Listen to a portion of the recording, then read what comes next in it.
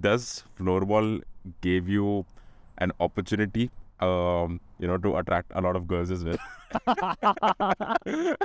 I would say that in Finland people are more silent than, for example, comparing to Italians and Spanish people. Yeah. Like definitely there's a big difference in like usual living styles and how silent or loud they are in everyday speaking. But I would still say that I'm even for a Finn a little bit silent, especially when I'm in my own room peacefully. Yeah. One of the best things that have happened to me by coming over here for Erasmus is the fact that I've met so many interesting people.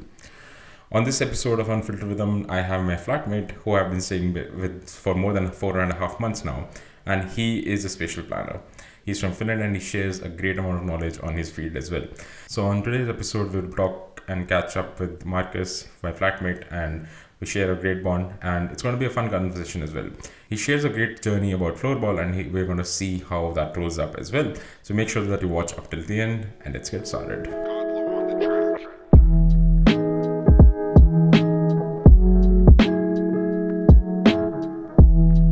Yeah, so hello, I am Markus. I am 25-year-old and I'm originally from Helsinki, then lived a few years in our university campus in Espoo, but then nowadays, last summer actually moved back to Helsinki and lived there. I like very much floorball, have been playing it since I was 6 years old and also coaching since I was 18 years old, so it's a big part of my life. And then of course I study spatial planning here, but I'm more of a expertising in transportational planning. Okay. So, but how did you why did you get into transportational planning? Was it a motivation for going ahead? Actually, it was a little bit long story, with some coincidences that I was actually trying to get to industrial engineering. Okay. But I got left in the university application to the second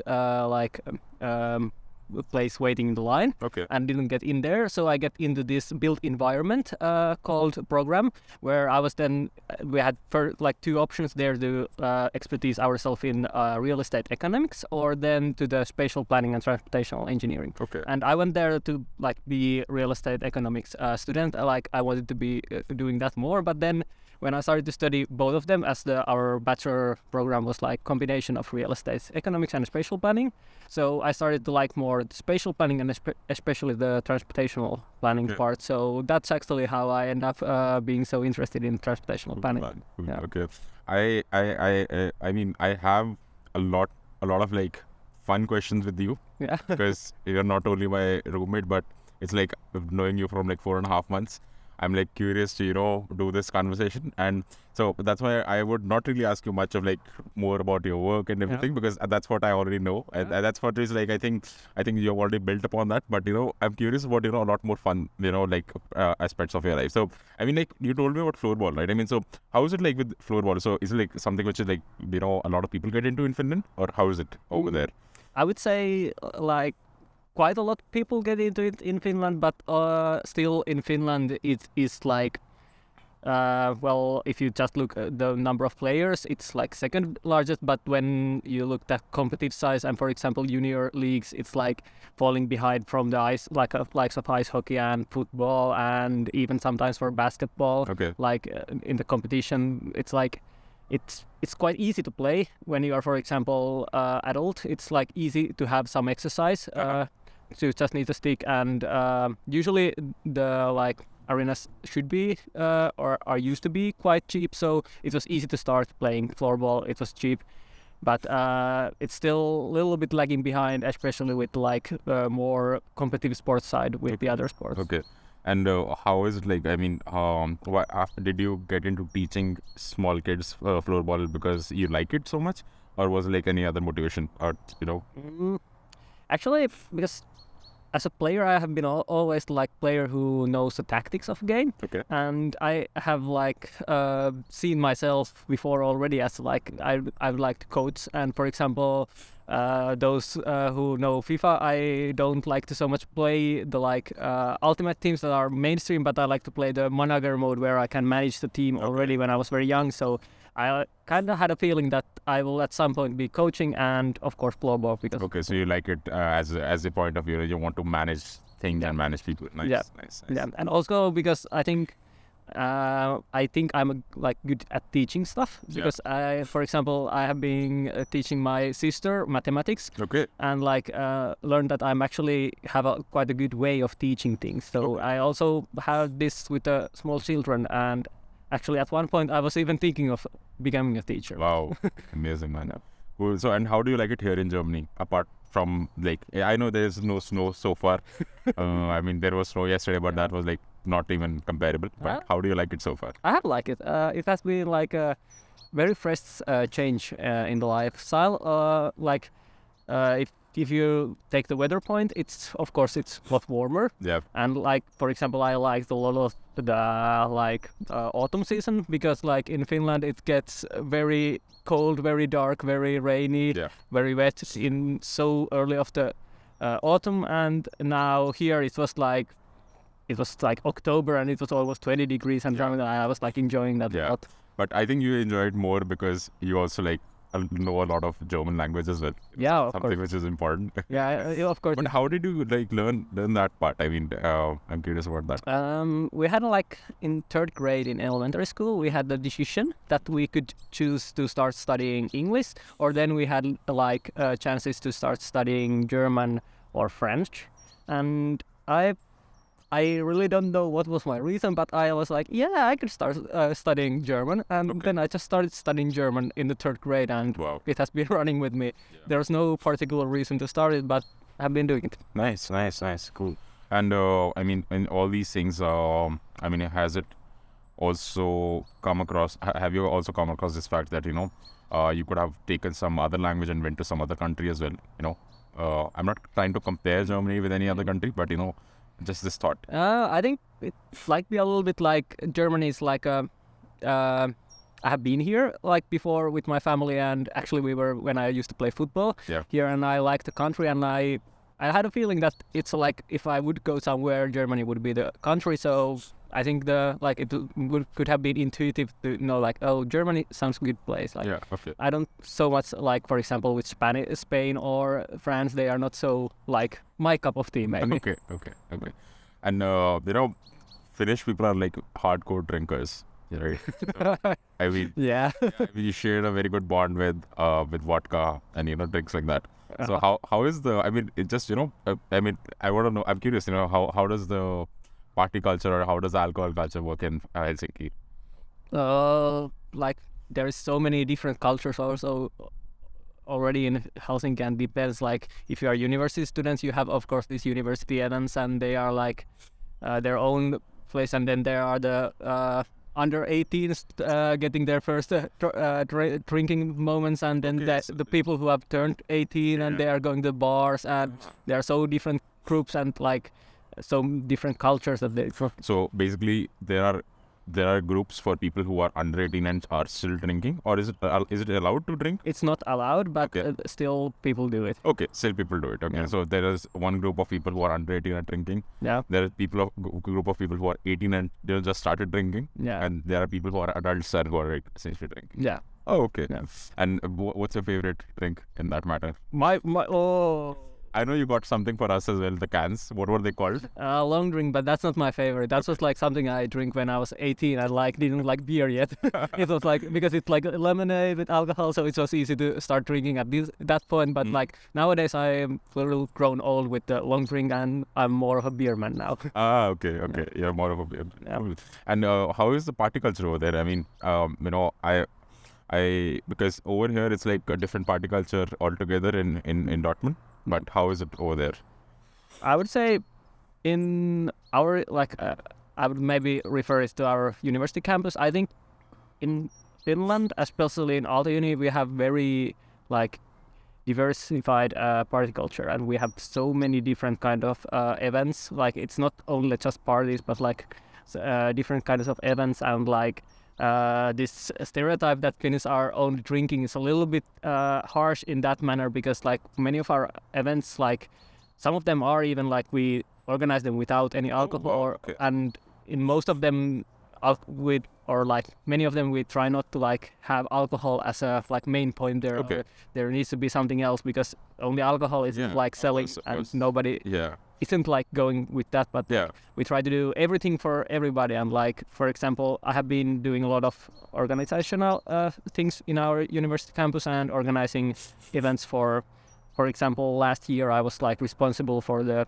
masters and exchange students that came to study under our like student association. So I was throwing a lot of like international events for the exchange students and other like foreign master students. Were you part of ESN or by somebody? No, we have ESN is like different than our student organizations, because we have student organizations for every like field of study almost, and then like with the field like our student associations or guilds as we call them, we name like I was like responsible for the master students. So I was the one, like the new master students came into our university, and I was the one welcoming them and getting them to know our like university, but also like I was the one that, hey, there's also ESN who is throwing events for you, and you can go there and you can come to our events and whichever you want. Okay, cool.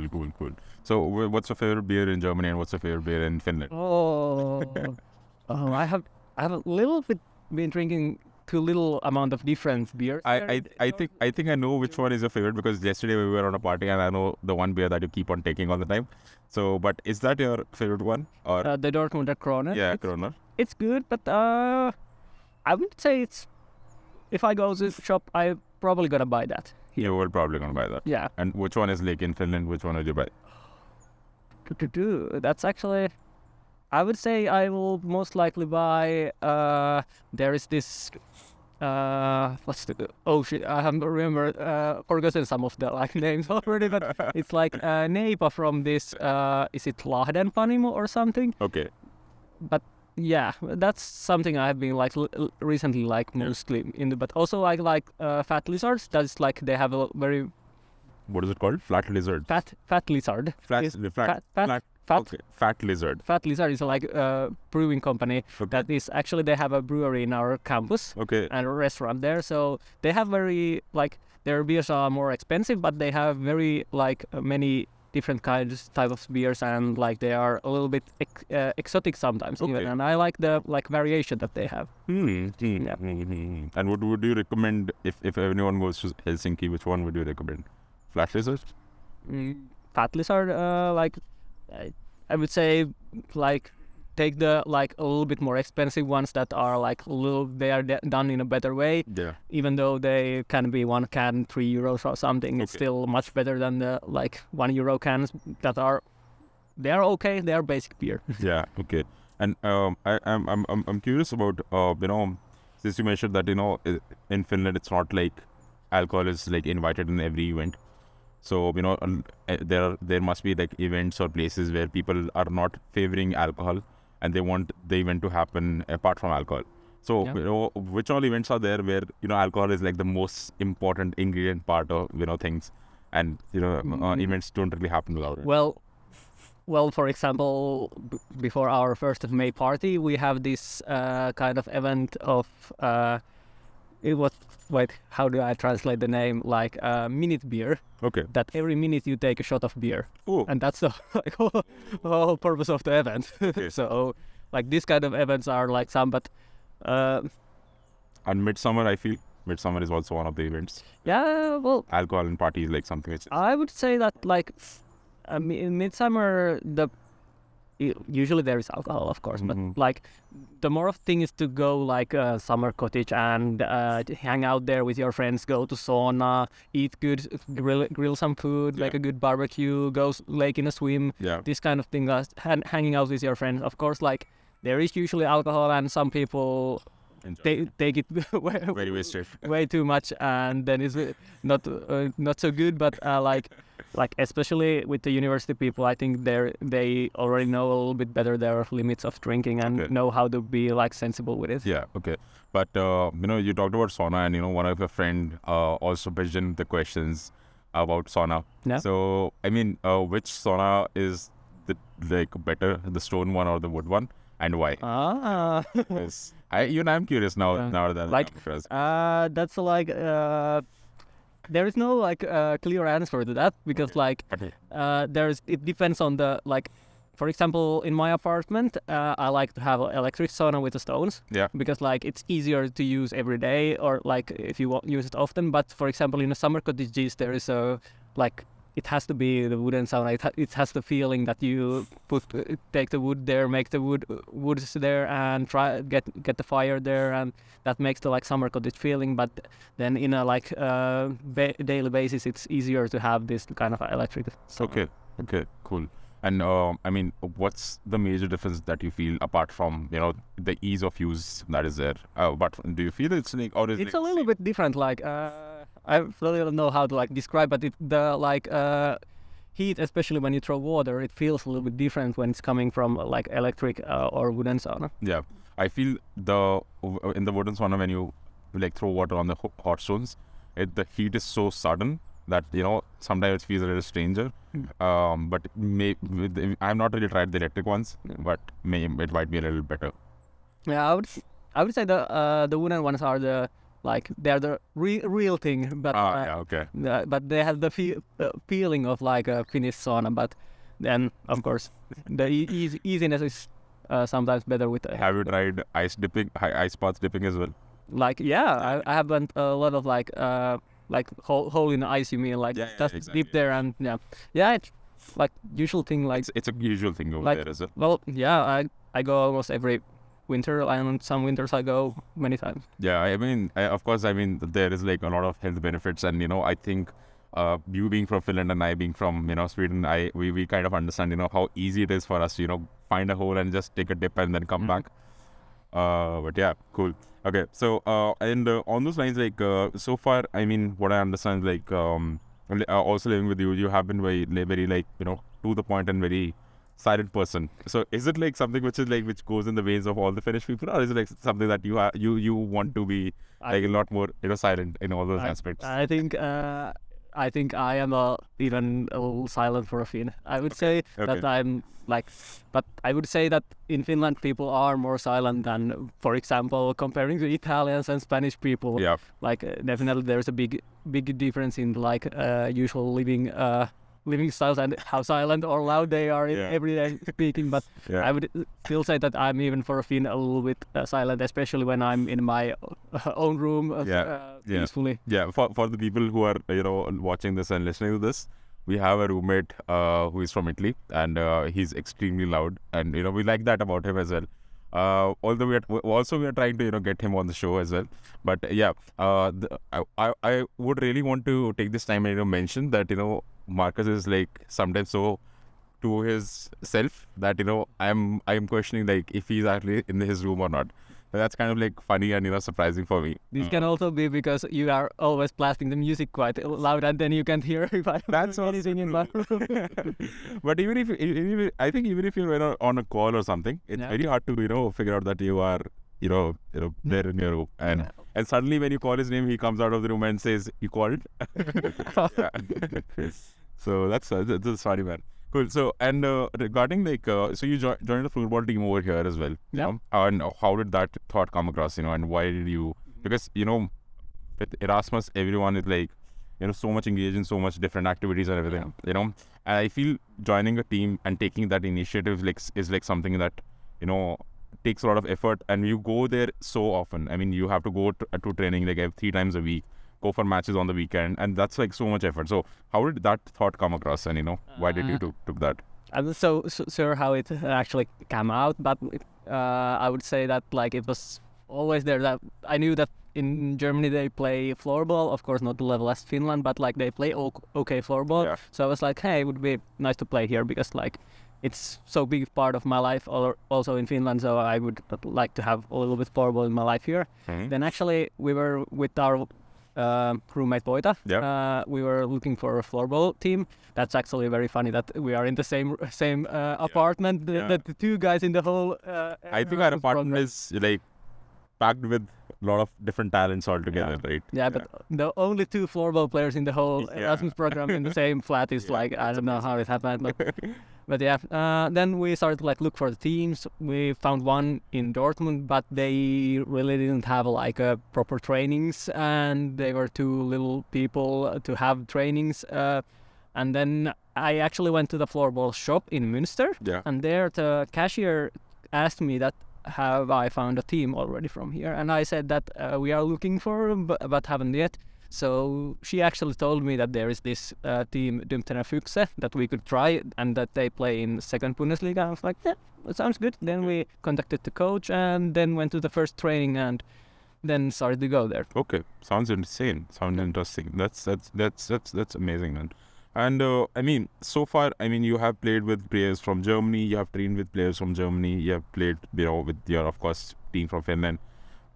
What's a major, change or difference that you feel is there? I mean, do you feel like it's different in any sort of aspects, or because it's a different culture, different country, and the things can be different? Yeah. There is a little difference because, like, I would say that in Finland, I haven't played competitively when I have been in adult. Okay. So I have been only competitive in the junior leagues. So here I'm playing in the adults league, and I'm playing quite competitively here because it's second highest division here, and everybody's taking it quite seriously here. Okay. Then as it should be, if it's a second level and the team is top team there, and maybe in the future wanted to go to the first Bundesliga, so they are taking it more. But also what is Bundesliga? For the people who are who it's first league, highest league that you can play in Germany. No. But I would say it's the difference is actually there that they don't have so many players, and then it's even newer sport here in Germany that everything that they do is not yet established so much as it is in Finland. Okay. And there is for example, in juniors, they don't have enough juniors to split girls and boys so much yet. And this kind of thing is for example, in Finland, in the club where I coach, we can have in boy juniors, we can have 3 teams in one club in the same age of juniors, and that's the biggest problem. And then it's growing, of course, here in Germany, and I think they might catch it up at some point, but they're still a little bit behind in the development. Does this give someone a good amount of opportunity if you're a floorball player to go out and travel and things like that? Basically, no. No. It's first of all, floorball doesn't have money, so it doesn't it isn't economically so profitable to travel with floorball. Okay. And of course, then it's very limited where the floorball is properly played. It's in floorball, there is four proper countries. It's usually said that the top 4 countries, Finland, Sweden, Czech Republic, and Switzerland, are the ones that actually are dominating the sport, and they are the clear leaders in the development of the game. It's insane that we have 2 of our flatmates from the same two top countries. Yeah. Nice. Okay. But I mean, I feel that that's with a lot of sports, that pumping money and the sports having money is such a huge problem. But how does the growth aspect look like? I mean, how does one start from beginning, and how does one reach the top league, if that's even possible? How is the probability distributed upon that? How would this floorball grow as a sport? Or how would you as a person, or how would anyone as a person, start his journey, let's say from 17, and would grow to a point where it starts to become profitable as well? Economically? Economically, yeah. It really doesn't. You have to be the top 10 players or 20 players in the whole world to be able to get money, professional money from it. And then it would be just that you live with that money, and basically you don't get that much more than just for your living. In that case as well, let's say you made it to the top 10, okay? And in that case, let's say during the match, some injuries sort of happens to you. Then the downfall is quite steep, if I'm not wrong. Or how is it like? What kind of a downfall? Downfall. I mean, let's say there's a player who is on the top 10, okay? And he got injured, let's say with his hands or with his legs or something, and then his impact or his replaceability is easy, or his replaceability is difficult? Depends so much of the situation in the team, but because I'm talking from a very general sort of perspective, because I'll tell you. So there are sports where if you're on the top and it's, if something happens to you, you get a good amount of recovery time and you can be still on the top, Of course, it requires a lot of training. Yeah. But is floorball like one of those sports where replaceability is so easy that you can switch the person and you get another one, or is it like not? I would say that for the recovery part, it's the same as in other sports, that we can do very professional recovery things that some top players get like almost like as quickly as, for example, professional football players get out of their injuries and as a same shape that they were before. But also replacing it depends. Like if you are one of the world's best in football, I think you are still not that replaceable even there. So it's like I would compare it in the same way as the other bigger sports, even with their money, and like I wouldn't say that it's not so different. Okay, cool. That's a lot of sports talk, man. And yeah, so how is it with your current sort of education? I mean, how does that path grow? I mean, so you're doing spatial planning, and then how does the journey go from there? I mean, my journey is because the thing is, like, for me, this was the first time I was actually come across the term spatial planning. Yeah. I know architectural design is one thing, and city planning is one thing, but spatial planning is something which I'm. Spatial planning is basically the same as city planning, I would say. And how does your career goes from there? For now, when I return from the Erasmus year, I will try to get my master thesis done, and then probably work in a transportation planning office, where I have been actually now already working part-time. Okay, cool. So nice, man. So I mean, what are the things that you like here in Germany that are not there in Finland and the other way around as well? I would say in Germany they have a lot of trains. Okay. Even though they are sometimes late and they are not so Let's just reliable. come on the common ground that German transportation is still under development and they're still trying to fix it up. Yeah. But there is, I like that they have like train lines everywhere and so many of the different train lines, and it should be easy to move with the trains. But I would say that in Finland, even though Finland is also a little bit lacking in this field, I would say that planning for cycling and walking is better in Finland. Okay. I agree. I mean, although I've not been to Finland, but I'm just comparing to Sweden. I agree that it's very similar. Very similar, yeah. True. Cool. And how is it like? Do you think Finland lacks in something which Germany is good at? I wouldn't say good at, but Finland lacks people to like bigger train projects to be more profitable or like more makes sense to do them so much. They make this kind of a network that here is. I remember once you shared an instance of Finnish culture and lifestyle that if you're standing on the bus stop, you're at least an arm distance away. Yeah. And how is that? How does that even work? I mean, how and why does it? It's his personality that we don't want to get like too close to the strangers. For example, if you are waiting on a bus stop, you don't like, even though it would be like snowstorm or something, you don't go like next to each other like very closely, but you keep the little safe distance that is like, this is my safe zone. Like that's a weird. Like, I don't know that people. I don't want to go too close. Like, it's some of these weird Finnish introvert things. Okay, cool. And I mean, one of the other questions that I had, and I think we took it from the questionnaire that we sent out to your friends, is does floorball give you an opportunity, to attract a lot of girls as well?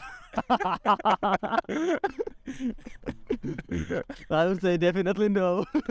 Definitely no. Yeah, because I'm curious, because with a lot of sports, it's this way. Yeah. But that's here's the like point in what I said in the beginning of like, especially in the competitive junior, floorball is not seen as such good or like so tempting sports that the ice hockey players, the football players, the basketball players, they are like the more liked ones. I don't know if it's related to the money of the sports or what, but that's just how it is. Okay, but how is the dating life in Finland? I mean, since we're on this topic, I would say normal. I'm not asking about your personal, but from like someone who is like not from Finland. Yeah. How would you pitch that off? I would say it's probably quite similar to like other European, especially Northern European. Like I don't know how to describe it like, but like Yeah. quite normal. I would say that there is no such a difference with other countries. In Sweden, there is a saying that you are a proper Swede if you have 3W in your life.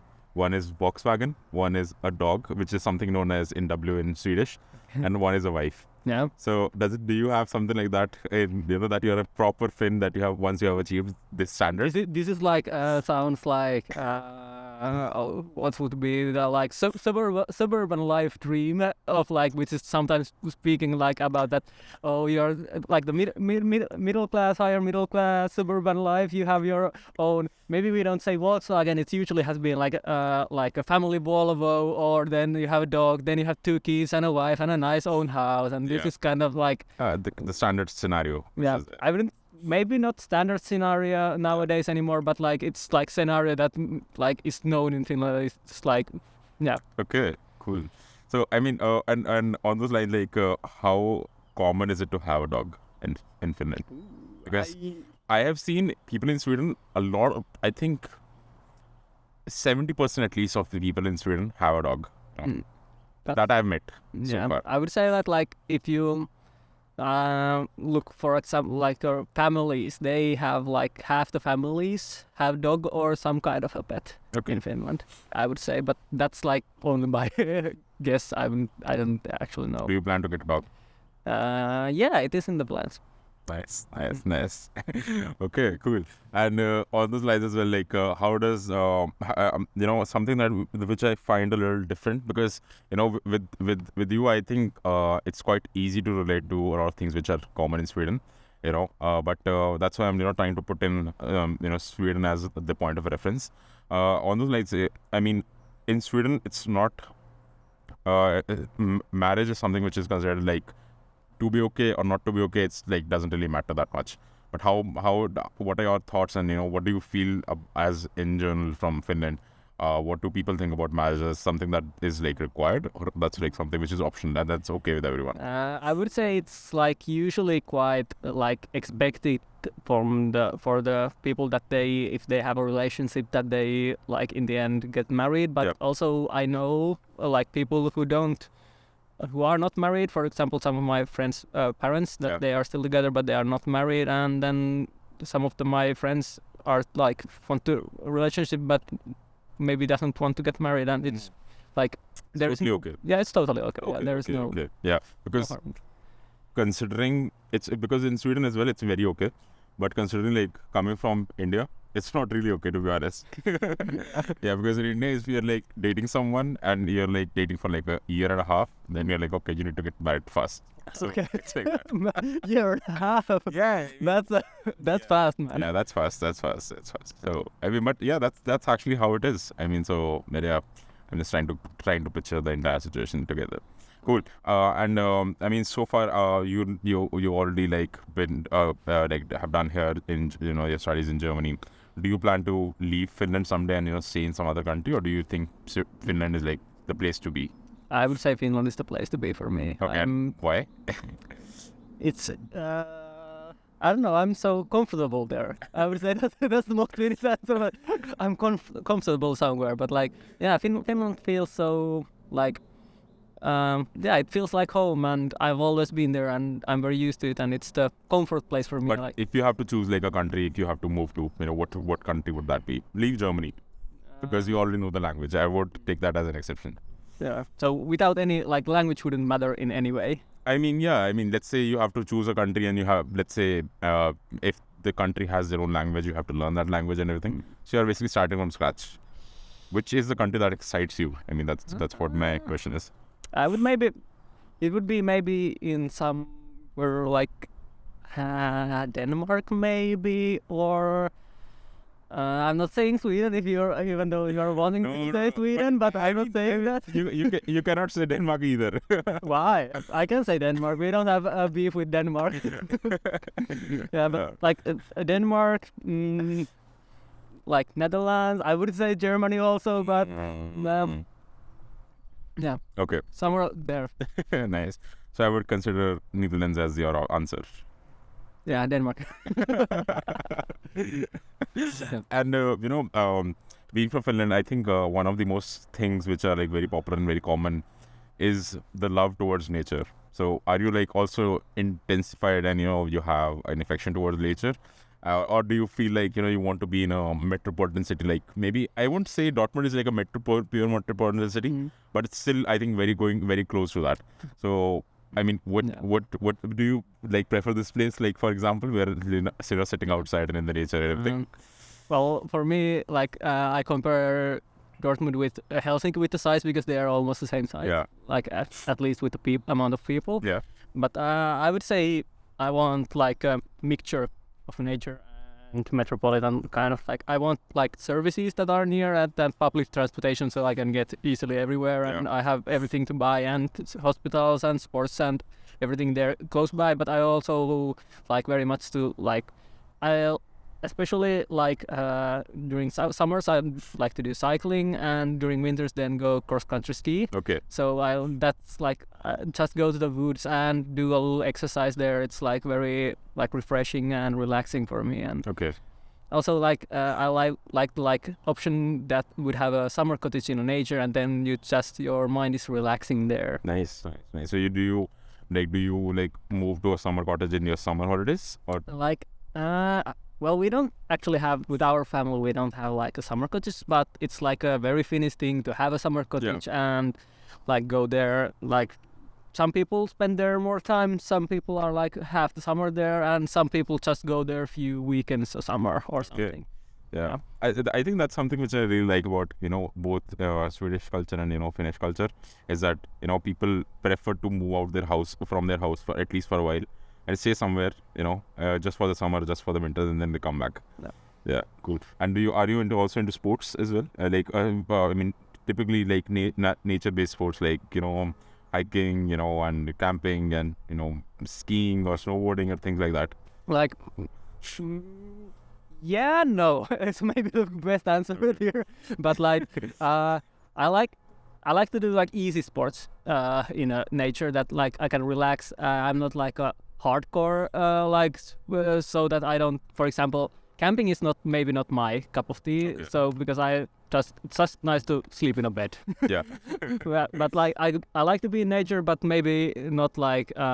Camp. I like to use nature for my relaxation, or that sounds very bad. But like I like to go and enjoy nature, and it relaxes me very good. But I wouldn't say that like camping, for example, is my like favorite thing to do. What would be a good sport for any beginner like me to start doing sports or doing activities in nature?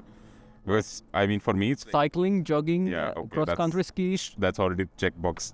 Yeah, okay. Those are like just go there, like explore. Yeah, that's like you don't basically have to do any sports. You just go there and explore the nature. Okay, explore nature. Yeah, explore nature. Fine. Yeah. Okay. Cool. And I mean, are you into fishing? Oh, I'm bad Finn as I say that I usually don't fish. Yeah, I mean because I think that's rare, right? Not to do fishing in Finland. Yeah, it's a little bit Rare. like rare. Like I would say, like it's also a little bit of summer cottage thing. Okay. We with our family have never had a proper summer cottage. Okay. So that's like maybe reason that I have never got so much into fishing. Okay. And you know a little bit of Swedish as well, Yeah, I mean, so let's say you have to explain your last floorball match in 3 lines in Swedish. Although I don't know Swedish, but yeah, okay, maybe it would be fun to listen to. Oh no! I think my Swedish is not good. But still, let's give it a shot. Let's give it a shot. Det var bra.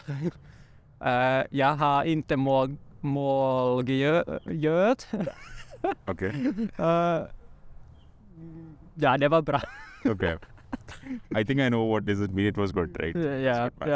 Like my Swedish is very like rusty and like especially like I don't know why, but when I learn German, Yeah. like my Swedish like goes like for me they're very similar languages. Oh, yeah. I mix them a lot, and when I learn German, I forget Swedish, and when I learn Swedish, I forget German. Yeah, exactly. I was surprised because when my friends came over here, Noah and Simon from Sweden, we went to a restaurant and the waiter was saying things in German and I was trying to order in with English, but it was so insane to see that they were able to understand most of it, and they were telling me that they were able to understand most of it. But yeah, I think that comes from the fact that German and Swedish are like derived languages from each other. So they're true. Cool. And how would you explain your last floorball match in Finnish? That's an easy question then. Joo, no mä olin semmonen, tähän mä olisin ollut 18-vuotias, kun mä suoritin mun ajokortin, että siinä oli semmonen, mentiin Hervannan valtaväylään ja tuli annettu vähän välikaasua siinä, mutta muuten meni ihan silleen kyllä hyvin, että ykkösellä meni inssi läpi, että ihan hyvä. I didn't understand anything, but yeah. Yeah, I just told how the game was. Yeah, okay, yeah. Cool. I think for the people who know Finnish who are listening to this, they would be able to understand. Yeah, they will, yeah. Cool. And, on those slides as well, how do you feel about the Indian culture as well? That's something which I'm curious about. Indian culture. Yeah, actually I really didn't know anything about Indian culture before coming here. Like I, of course, had seen some movies and some like small clips from India, but like from the real culture, I had very little knowledge. But from you, I have actually learned, and I liked very much. For example, Diwali. It was nice, this celebration of light, wasn't it? Yeah, exactly. It's very it was nice, and the food, and the gulab jamun that I've already fallen in love in Finland, and you had that was very great. True. Cool. I think I should bring another box of it, order another box, or tell my mom to send another box.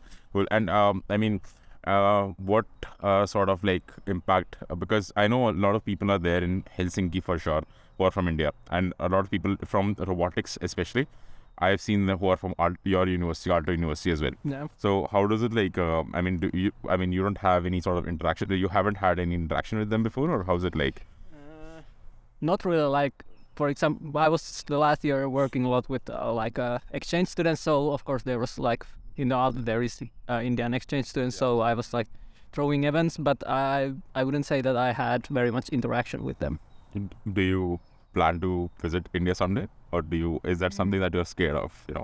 I'm be very honest. I would have been before the exchange. I would have said no, I wouldn't visit it. But now I'm a little tempted, but also thinking that if I'm going to travel somewhere, it wouldn't maybe be my first choice. Okay. Because because you are from there and have learned from it, that makes it more approachable for me. But still, when I travel, I need to think where I want to go. Yeah. Then that's maybe not the first. If I go on just a holiday, that's okay. Maybe not the first decision. But for example, if we do flatmate visits, so definitely would maybe want to visit there or anything anywhere else. Yeah, cool. I would highly recommend, if you're going there, go with someone who is local, like me. Yeah. Then you are saved from a lot of, problems which could possibly be there. Yeah. Another thing which I was very surprised of is that sometimes, for people who are traveling from, let's say, Sweden, Finland, they told me that if you're going to India, try to avoid a little bit of Indian food, or which is on the street, because it can be a little too much. Yeah. But that's just a thought. We'll see how that goes. But and what aspect of traveling do you prefer to? Which sort of how do you do a selection of the place where you want to go? Because I'm equally curious about understanding how people go, because for people who are in Sweden, they most of the time go to Spain, 99% of the time go to Spain. Okay. And they go to Spain together, so it's all Swedish people go to Spain. Yeah. And over there as well, they're having Swedish food, and talking in Swedish, and they come back. But how is it with people from Finland? That's a little phenomenon also in Finland. Okay. They have this in Malaga, I think, at least, and in this some areas in Spain that they have these like even the Finnish villages that Finnish people go for the summer to live there. But like I would say that traveling preferences, like I would say that in summers usually Finnish people go to like somewhere in the southern Europe to like enjoy the warmth there. But also like there is difference, like do you go just for a sun holiday or do you go to visit some city? So there's like something on a sun holiday as well? Well, yeah, basically that you go like to enjoy the sun and warm weather in the southern Europe. But also like there is this then city holidays that you go visit some cities, for example Paris, Prague, these kind of places that you just go and want to see the city that are like more like active, not just chilling and taking the sun. But like I would say for me, I would first need like think what kind of a holiday I want to do, like between, for example, these options. But I would prefer like a, well, for example, I'm planning maybe next year to come the Middle Europe to see the Christmas markets a little bit more, to visit them, for example. But then I sometimes want to also do like a more warm holidays during the summers. But then also I'm really like wanted to see a lot of cities in Europe. Like that's because it's easy as a EU member, and like that's the like that you can get it's the most easiest and comfortable way of traveling and seeing like other places. We haven't really touched and talked about American culture. Have you been to the US before? No. And do you what sort of perception do you have about American culture and US in general?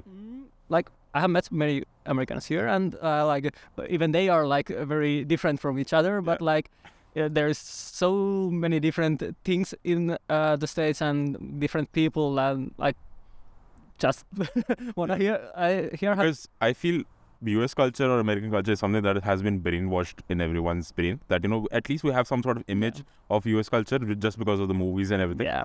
So that's why I'm asking this. Yeah, I would say that like of course, like I know a lot about it. Like all the series are from there, and like how the schools go, how the college life is, and like this. But like still like that. Those movies, they show one type of people from there, but then when you go, for example, here to Erasmus and see that there is so many different kind of people. Does it excite you about the US, or how do you feel about it? I don't know. Like sometime I maybe would like to go there, but still I know it's quite a far away, long flight. Costs a lot to go there and be there. Just leave all the factors. I'm asking about does it excite you in a way that you would want to go check it out and see how does it maybe feel? Yeah, I would say yeah. Okay. Because and what sort of the things or expectation do you have? I mean, what sort of in particular thing that you would want to see in the American culture for that matter? If I would go there, I would go to some of the big cities to see the big metropolitan life there. Okay. And how common is it like people from Finland go to the US? I mean, because people from Sweden goes to New York in particular every time that I've heard about. But how does it work in Finland? I would say New York is like the place where Finnish people then go, and they like sometimes it's not so often, but it's not so rare. Okay, cool. And I think considering a little bit of knowledge that I have from Sweden, I know that matter of fact, Sweden has this development of students or development of kids in a way that honesty is like one of the factors that always plays up. Right. So how does it work in Finland for that matter of fact? I would say that generally Finnish people are quite honest the same way as Swedish. And you were telling us, you were telling yesterday on the party that if you find someone on the street who's like extremely drunk or wasted, it's like sort of like a moral responsibility to help that person. Yeah, well, yesterday was what we were talking about was if I am like an organizer of the for example university party, then you shall not like if somebody is very wasted, you shall not let that people leave alone to the especially during winter when it's very cold and they can get hypothermia there if they can't get themselves home, and that you should check that somebody takes them home from there. Yeah, cool. But also in this kind of a general situation, like if you see somebody that is like too wasted in streets, and you should maybe check that everything is okay, but also there is the situation that somebody is just drunk, and that can be then little not so comfortable situation to go there, and like sometimes you have to a little bit read the situation if it's like safe also for you to like go there. But if there's somebody that is like needs help, of course you go there. You have to go. Yeah. Cool. And anyone, any if you have to if you have to put into perspective into things of how Finnish people handle a situation, do you think responsiveness is one of those factors that people take into consideration? Like how quickly they react to things, and how quickly they react to situation. Because I'm curious about this, because it's one of those factors that always come to our mind. Let's say you're from like a foreign country, or and you're traveling or visiting to Helsinki just for like leisure purposes, and let's say something happens to that person who is traveling. In that case, how much of support can he expect from the people from Finland? I would say that he gets like he supports very easily, like Okay. Finnish people, and then like especially the authorities would be there. Very supportive. Yeah, I would say. Because I mean, I don't want to like name any country, but I mean, I have experienced this thing, like if you're in trouble in some countries, you get really into bad trouble, and the authorities go against you. That's why I'm putting this up. Yeah, I would say that they are responsive in Okay. that way. Okay. So they speak English as well, right? Yeah, definitely. Very important. Everybody in Finland speaks English. Yeah, nice man, nice, cool. So, any advice that you would give to your 16-year-old self? My 16-year-old myself. Yeah, I know you mentioned you're 25 now, so I think 9 years back the line is like a good advice that you could give.